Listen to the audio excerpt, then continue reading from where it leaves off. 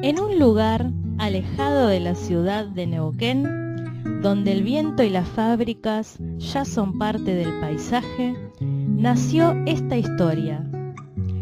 Todo comienza en la fábrica más grande y moderna de la ciudad, la Cerámica Sanón.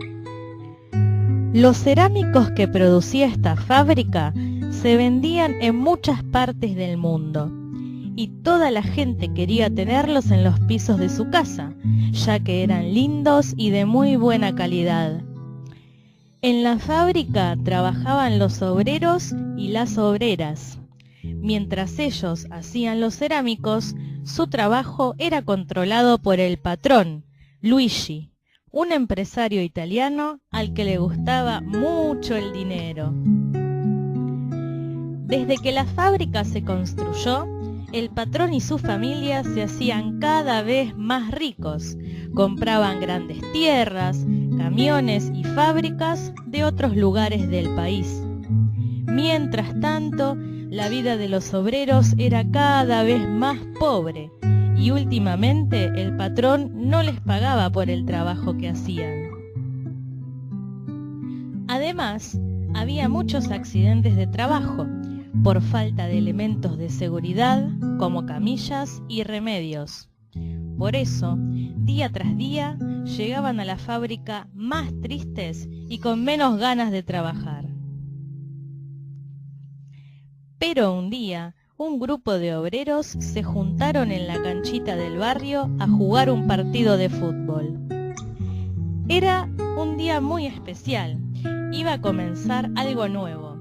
Después del partido, se sentaron a compartir un asado y a charlar de la vida y del trabajo en la fábrica. En la misma charla se dieron cuenta que todos tenían el mismo problema. El patrón los estaba engañando. Un trabajador comentó: "Me enteré que el patrón tiene un plan. Quiere cerrar la fábrica y llevarse todo nuestro dinero. Tenemos que hacer algo para evitarlo". Hacía tiempo que los patrones venían cerrando fábricas importantes en Argentina, donde miles de trabajadores quedaron desocupados. Por eso, estos obreros decidieron unirse y organizarse para que no cierren su lugar de trabajo. Al otro día, ya en la fábrica, llamaron a todos sus compañeros y realizaron una asamblea de trabajadores, que era una reunión en donde los obreros podían tomar decisiones en conjunto. Entonces empezaron a hacer asambleas todos los días. Cada vez se iban sumando más y más obreros, aunque algunos no quisieron participar. Sin embargo, las asambleas tenían mucho éxito, pues en ellas todos podían opinar y decidir.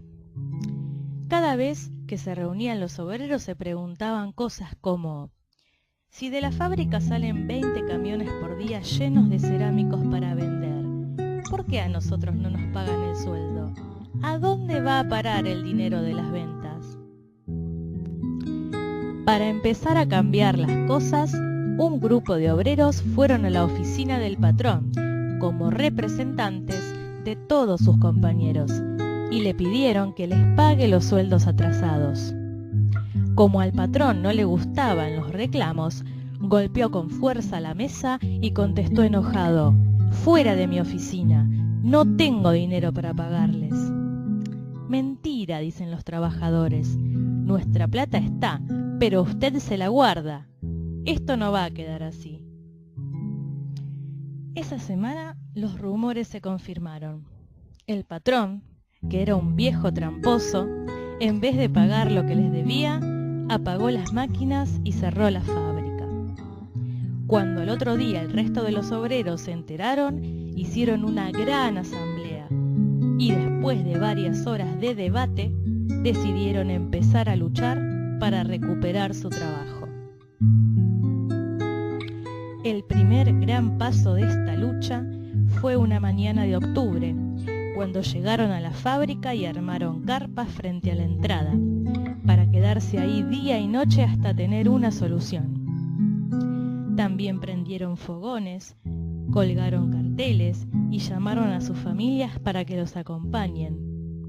Frente al cierre, los obreros habían quedado despedidos, pero seguían en las carpas para que el patrón vuelva a abrir la fábrica.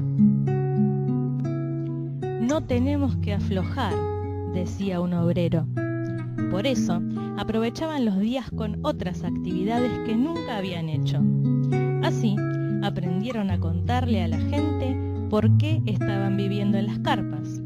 Algunos hablaban por la televisión y por la radio, y otros salían a repartir panfletos a la gente que pasaba por la ruta en los colectivos y los autos. Mientras tanto, un grupo de obreros cuidaba la fábrica y varias familias hacían la comida en una olla grande para todos. También organizaban marchas por las calles de la ciudad, junto a los estudiantes, para exigirle al gobernador y a los jueces que investiguen y les den una solución. Aunque la solución no llegó, gracias a estas actividades, muy pronto todo el país conoció la lucha de los obreros de Sanón, que ya cumplían 5 meses en las carpas. Los obreros no estaban solos, la gente los visitaba y los presos les mandaban su comida para que puedan seguir luchando.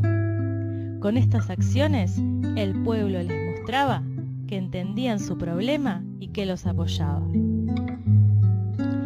Es una injusticia que esta fábrica esté cerrada mientras nosotros estamos en la calle sin trabajo, pensaban los obreros.